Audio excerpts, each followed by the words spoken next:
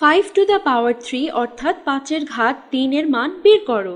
আবার লেখা যাক, আমাদের আছে 5-এর 3তম ঘাত। এখানে মনে রাখতে হবে এই যে 5-এর 3তম ঘাতের অর্থ 5 গুণ 3 নয়, এটার অর্থ 5 নিজের সাথে 3 বার গুণ, অর্থাৎ এটা সমান 5 গুণ 5 গুণ 5। 5 গুণ 3 কি তাহলে? 5 গুণ 3 করে দেখি, তাহলে তোমরা পার্থক্য বুঝতে পারবে।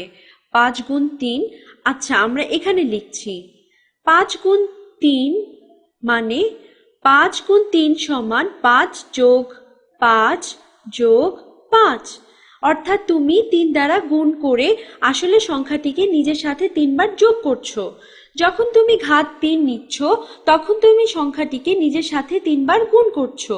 অতএব 5 গুণ 3 তুমি আগেও দেখেছো যেটা আসলে হয় 15, কিন্তু 5-এর ঘাত 3 আসলে 5 নিজের সাথে 3 বার গুণ, যেটা সমান 5 গুণ 5 হবে 25, তারপর 25 গুণ 5 হবে 125, এবং এটা সমান 125। শেষ।